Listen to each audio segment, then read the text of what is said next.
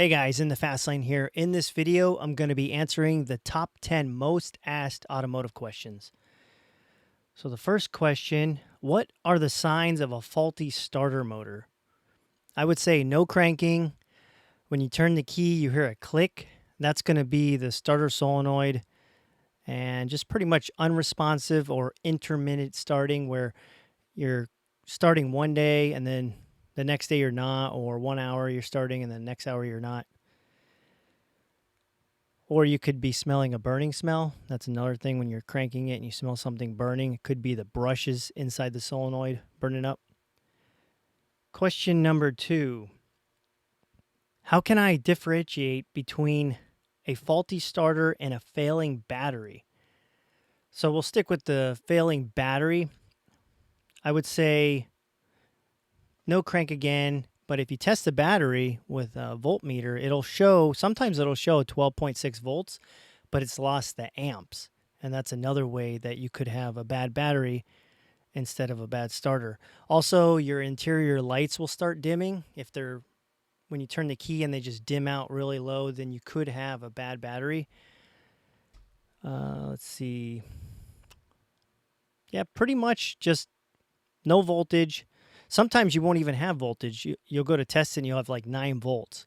And each plate inside a 12-volt battery is 2 volts. So sometimes you could be down to like 10 volts, and that means that you've lost a plate or even less. Question number 3. What is causing my engine to overheat?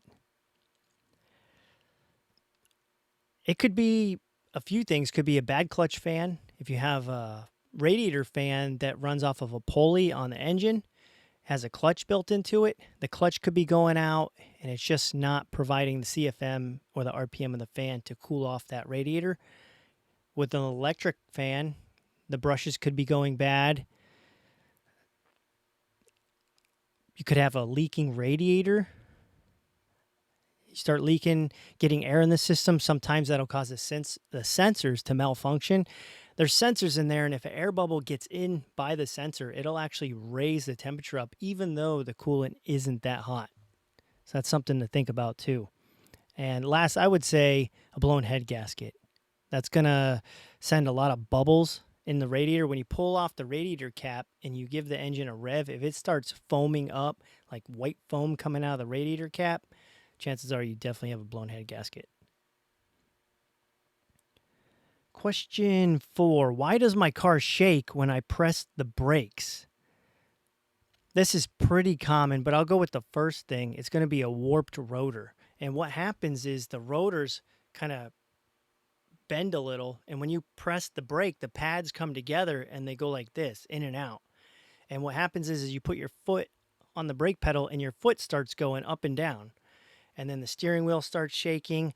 Also could have maybe a bent tie rod. You could have some suspension issues as well. But mainly when you press those brakes and the steering wheel starts shaking and your foot starts going in and out, definitely a warped rotor or multiple rotors. There's some vehicles have 2 rotors and some vehicles have all 4 rotors. Question number 5. Why does my car smell like gasoline? I mean, you could have a leak in the intake manifold gasket. You could have a defective gas cap letting vapors out. There's a charcoal canister in there that lets out some fumes. That could be leaking. You could have a leaky fuel injector. The O-rings on the fuel injector or the seal could be leaking. Fuel pressure regulator could be leaking. There's a lot of things that could cause it to smell like fuel. Question 6. When driving, why does my car randomly jolt to the left or to the right? I would say bad lower control arm bushings or upper control arm bushings.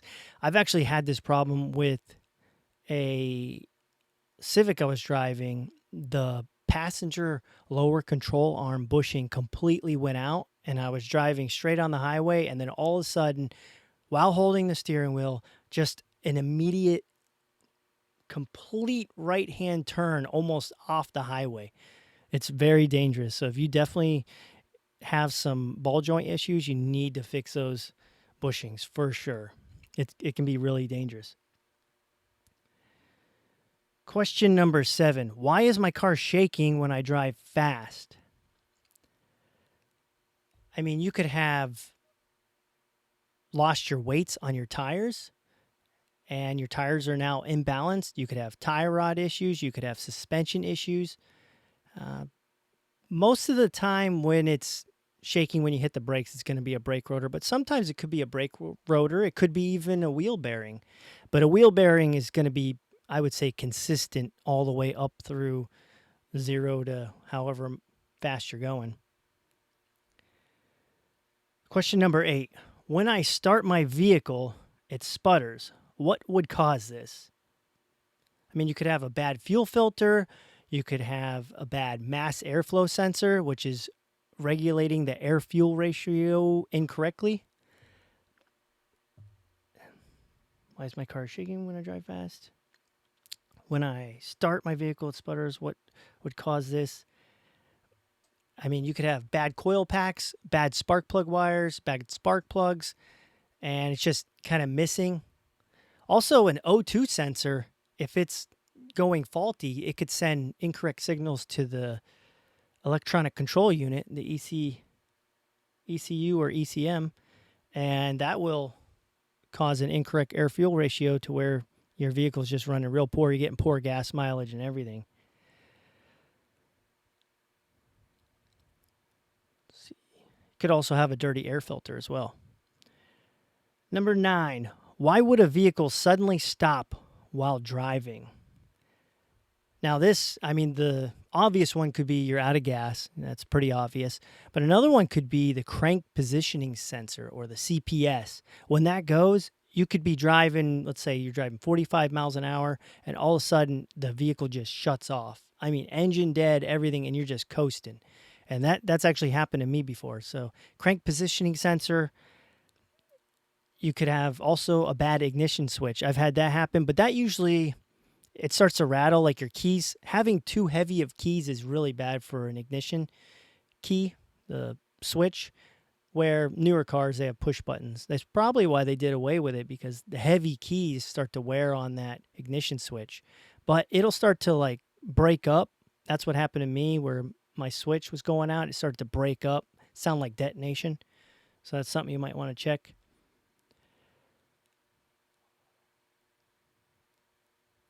Question number 10. When a vehicle, or when driving, why does my vehicle feel like it's going uphill and is very sluggish?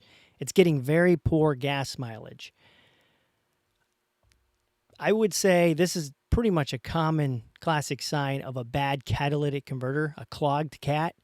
And how this happens is it's completely clogged and your engine's trying to push out that exhaust and it just can't, so it just slows the whole engine down.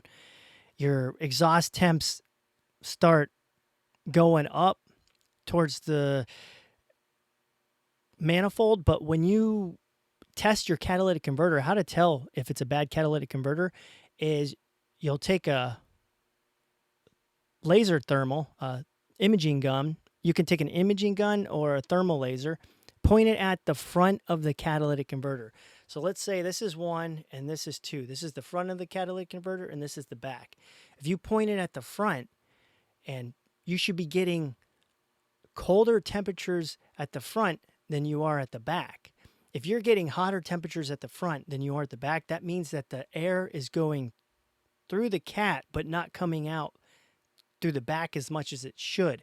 How it works is once those gases meet that mesh inside that catalytic converter, it pretty much ignites it, and it actually is supposed to get hotter out the back side of the catalytic converter than it is the front. So your EGTs can be really high on the exhaust manifold if you have a bad catalytic converter. So that's definitely what it sounds like. And yeah, that's pretty much, if you're running sluggish like that, it would be a bad catalytic converter, especially going uphill like a torquey system. All right, guys, if you have any more questions about things like this, go ahead and leave a comment below, and I may answer them in the next video.